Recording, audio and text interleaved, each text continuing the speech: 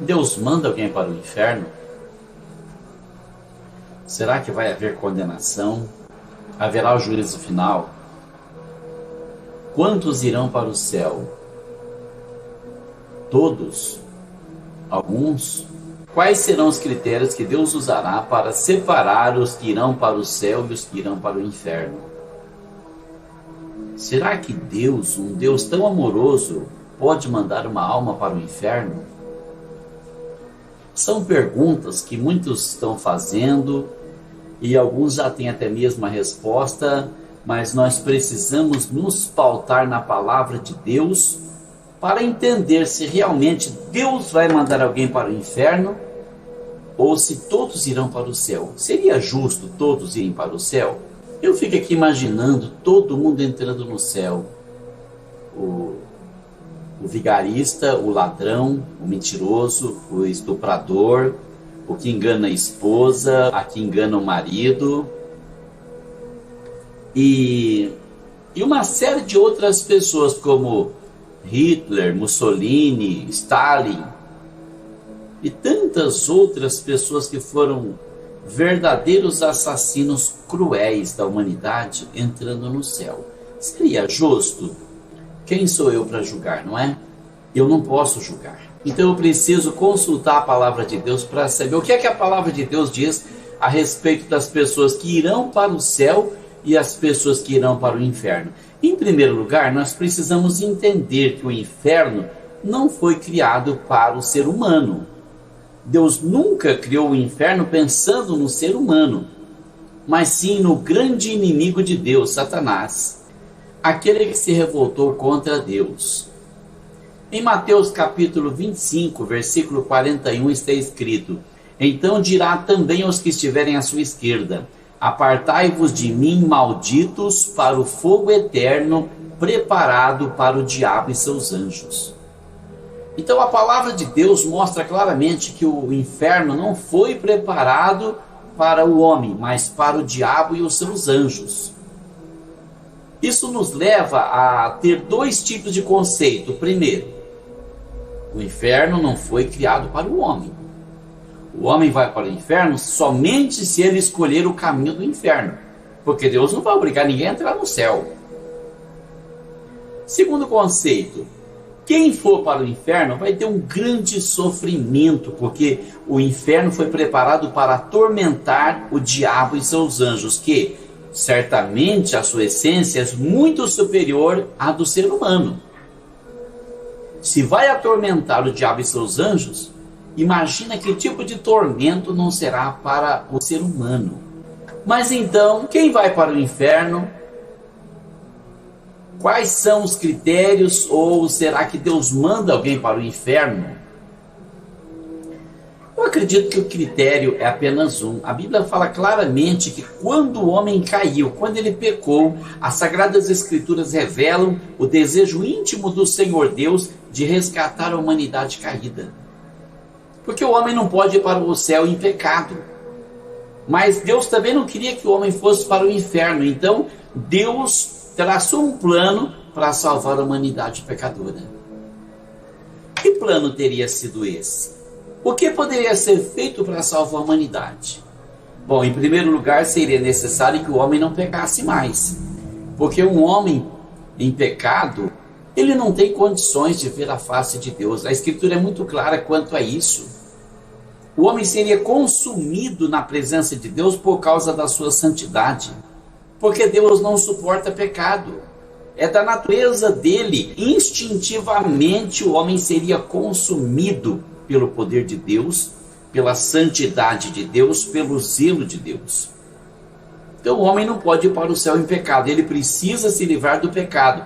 De que forma? A palavra de Deus nos traça um perfil de que durante toda a geração humana, Deus procurou um homem, apenas um, que estivesse intercedendo pelos homens, que estivesse advogando a sua causa, que não tivesse pecado para comparecer diante de Deus e dizer: Senhor, eu cumpri a tua lei, por todos os demais, pode perdoá-los.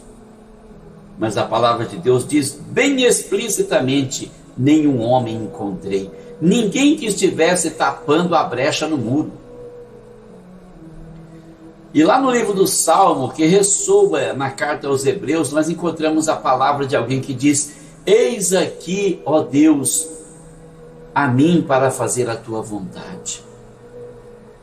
E ele diz claramente que ele viria para fazer a vontade de Deus e se colocar em nosso lugar. E você para analisar a carta aos Hebreus, quem é que o autor está exaltando? Jesus, o Filho de Deus. Daí vem a pergunta: por que Jesus veio ao mundo? Qual a finalidade do Filho de Deus se tornar homem? Em primeiro lugar, viver uma vida de santidade como nosso substituto. Depois, morrer como nosso substituto.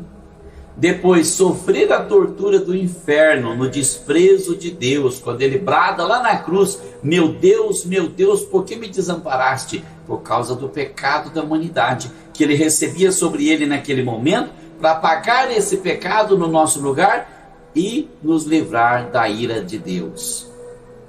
E finalmente, ele ressuscitou em nosso lugar, como o primeiro a ser ressuscitado, o primeiro a ser transformado num corpo glorioso, para que nós, pelo modelo dele, pudéssemos ser transformados também. Foi o projeto que o Filho apresentou ao Pai. E o Pai aceitou. O Pai se sentiu muito feliz, muito satisfeito com isso, porque sacrifícios de animais não agradaram a Deus. Não adiantava degolar uma pobre ovelhinha, derramar o seu sangue, queimar aquele sangue para Deus. Isso não resolvia o problema do pecado, porque o homem continuava pecando. Quanto mais ovelhas, quanto mais bodes se matassem, mais o homem pecava. Principalmente se ele tinha poder aquisitivo, ele comprava mais bodes e mais ovelhas e mais touros, e ele oferecia sacrifícios cada vez maiores, e ele pecava cada vez mais, porque ele acreditava que o seu poder aquisitivo poderia resolver o problema do pecado, mas isso só aumentava a sua maldade, só aumentava a sua arrogância e seu orgulho, só aumentava o seu pecado. Então Jesus veio tomar o nosso lugar, não no pecado, mas o lugar do pecador na hora do castigo. Viveu uma vida de santidade, de temor, para morrer em nosso lugar. Deus tem um plano de salvação para a humanidade. O projeto que Jesus apresentou: eis aqui, ó Deus, venho aqui para fazer a tua vontade, foi aceito por Deus Pai. E ele enviou seu Filho ao mundo para que ele pudesse realmente ser o nosso Redentor, o nosso remidor, o nosso advogado perante Deus e nos livrar da condenação do inferno. Mas diante disso, nós precisamos analisar uma outra coisa. Por que Deus mandaria alguém para o inferno? Bom, é que Deus é justo e Ele precisa retribuir as ações de suas criaturas. Ele recompensa as pessoas por aquilo que as pessoas fazem. Salmo 7, versículo 11 diz: Deus é juiz justo, um Deus que se ira todos os dias. Por que Deus se ira? Por causa do pecado, por causa da maldade. Deus não é um ser irado, Ele é alguém que se ira por causa do pecado. Porque eu vou falar uma coisa com sinceridade: observar certas pessoas às vezes é difícil, porque você vê que a pessoa, ela erra, você aconselha, você tem paciência, você espera que a pessoa se emende, mas a pessoa continua errando, parece que toma prazer no erro, e a gente se ira. Nós que somos pecadores, imagina Deus que é santo. Jó capítulo 34, versículo 11, ele diz assim: porque segundo a obra do homem, ele lhe paga, e faz a cada um segundo o seu caminho. Ele devolve apenas aquilo que nós fazemos. Ou seja, Ele nos deixa plantar a semente que queremos, mas a colheita, a lei da colheita não pode ser interrompida. Certamente colheremos aquilo que plantamos. E nós plantamos corrupção e pecado porque nós temos essa tendência, a natureza corrompida. Como seria diferente? Como poderia ser diferente? Depois nós analisamos também uma outra situação: as pessoas fazem uma escolha. Todos fazemos escolhas, a todo momento, a todo instante nós fazemos escolhas. A todo momento, a todo instante, as pessoas se colocam fora do plano redentor de Deus e elas querem simplesmente fazer o que querem, mas não querem ter consequência. É muito fácil isso, né? É muito fácil, faço tudo que eu quero, eu saio, bato nas pessoas, eu mato as pessoas, eu roubo as pessoas, eu não quero a consequência. Isso é muito fácil. Então o que acontece é apenas uma retribuição pelo que foi feito. O inferno existe para punir Satanás e seus anjos. E quem realiza as obras dele, a maldade dele, também sofrerá as mesmas sanções. Mas o homem pode escolher o caminho do bem, pode escolher o caminho da salvação, pode se enquadrar no plano redentor de Deus, escapar da ira de Deus, escapar da condenação do inferno. Em Hebreus, capítulo 3, versículos 7 até o 13 está escrito: portanto, como diz o Espírito Santo, se ouvirdes hoje a sua voz, não endureçais os vossos corações, como na provocação no dia da tentação no deserto, onde vossos pais me tentaram, me provaram e viram por 40 anos as minhas obras. Por isso me indignei contra esta geração e disse: estes sempre erram em seu coração e não conheceram os meus caminhos. Assim jurei na minha ira que não entrarão no meu repouso. Vede, irmãos, que nunca haja em qualquer de vós um coração mau e infiel para se apartar do Deus vivo. Antes exortai-vos uns aos outros todos os dias durante o tempo que se chama hoje, para que nenhum de vós se endureça pelo engano do pecado. A pessoa escolhe o caminho mau. Às vezes ela tem noção do que está fazendo, mas naquele momento difícil, por uma desculpa ou por outra, a pessoa escolhe o caminho do mal. E depois, a pessoa vai endurecendo o coração porque não tem mais como voltar atrás.